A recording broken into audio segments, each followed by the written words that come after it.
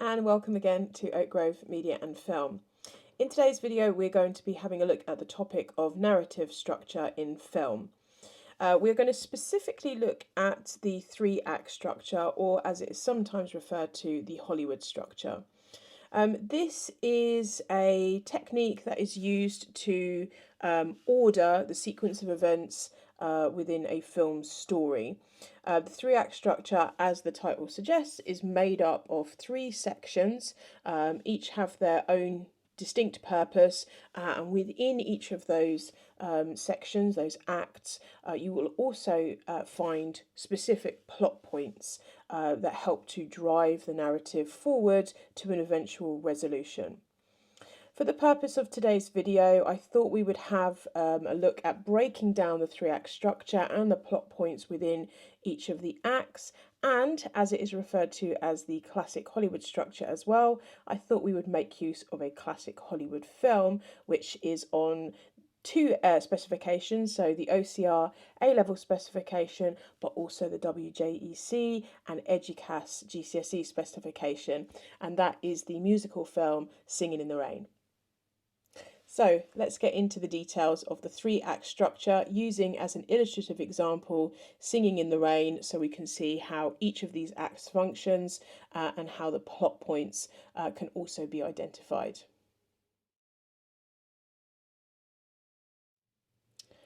So Act 1 is usually also referred to as the setup.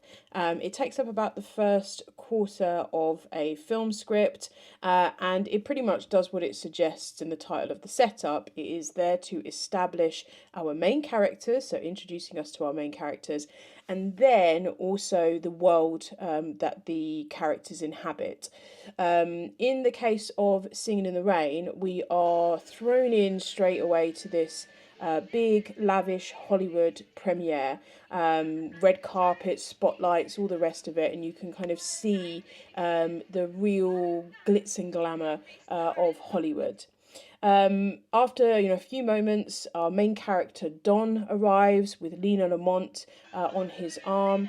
And we get to understand who he is. He's obviously adored by his fans, and we see as well the attention that he gets from the press when he arrives. And we understand what his passion is. He obviously sort of loves all this attention. He loves being in the limelight, and it's what he does best as well. Additionally, as well, in the setup, we're also, with Singing in the Rain, introduced quite early to this idea, this concept, that Hollywood is not everything that it seems. It is a facade.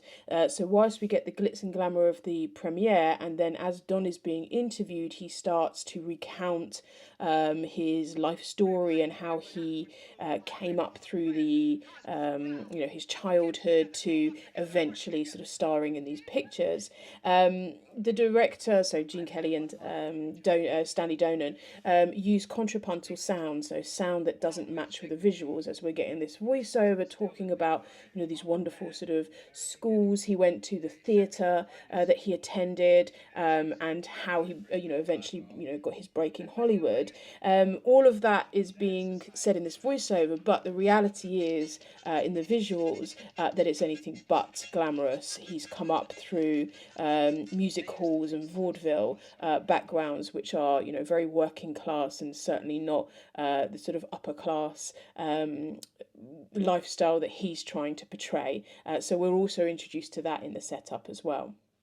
So the other thing to note about Act 1, once we've kind of got our setup, we've established our main characters, we've established where this story is taking place, we're also doing things like starting to establish possible roadblocks, possible problems in the foreseeable future. So for instance, Lena Lamont specifically, like this beautiful looking glamorous movie star who, when she opens her mouth, is anything but. She really does not match the image that she portrays, and she's potentially going to cause a problem. Additionally, we're also introduced to our love interest as well, with the character of Kathy. But by the time we get to the latter part of Act One, we will get something called a plot point. So this is a sort of significant moment that's going to start to change the course of the story, and that is the inciting incident in Act One. So the inciting incident is the event that takes place that means that the protagonist is going to have to respond, is going to have to do something in response to this event that takes place. So it's usually going to change the course of where they're at. It will disrupt their equilibrium in some way. So, when we are talking about Singing in the Rain and what the inciting incident is, it is definitely the arrival of sound in cinema. Our silent movie star Don has, really enjoyed all this great success through, this sort of pantomime style of acting, very sort of elaborate and over the top, but he's been loved for it. And when we get the introduction of sound coming in and it obviously catches on, this means he is going to have to change how he has been working to this point. There is something different that he's going to have to do. So that kind of propels us into Act Two. So, Act Two is often referred to either the build or the confrontation. I've seen it referred to in both ways. But this is your middle section of the film.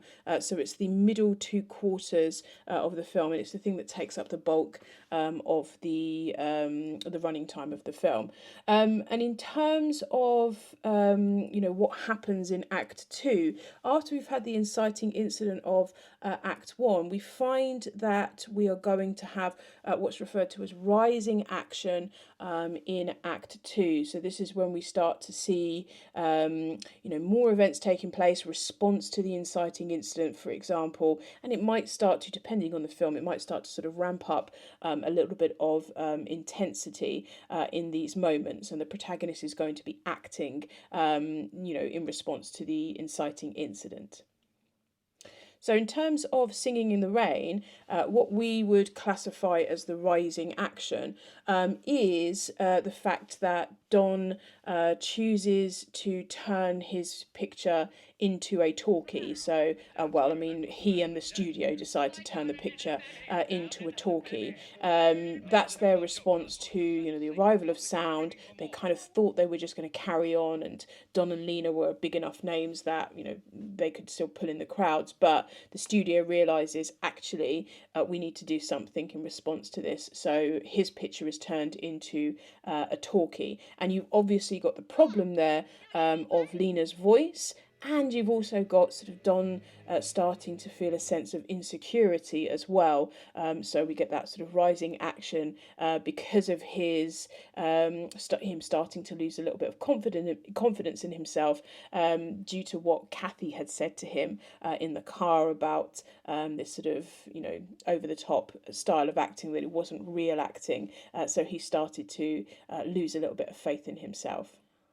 So, the plot point in Act 2 is referred to as the midpoint twist. So, if you've had the inciting incident as the plot point in Act 1, Act 2 is the midpoint twist. So, this, as the name suggests, happens about halfway through the film, and it is an event that changes the course that the protagonist had been on.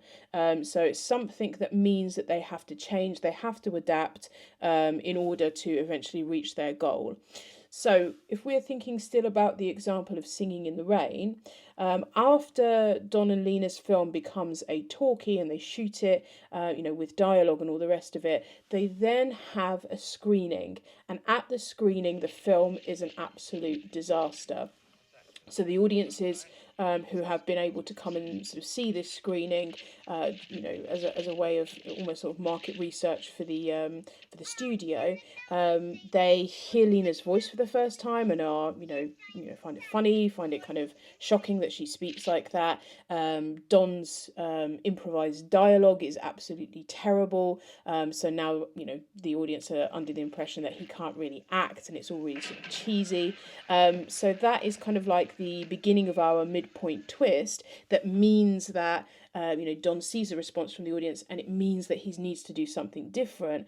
So by the end of the midpoint twist, we have this new direction that the film is going to take. So, namely, Don, Kathy, and Cosmo come up with the idea to turn the dueling cavalier, so the talkie that Don and Lena are in, into a musical, so into the dancing cavalier, so that they can use Don's skills as a vaudevillian performer, and put them to good use, and get around kind of Lena's terrible voice by having Kathy dub in her dialogue and singing.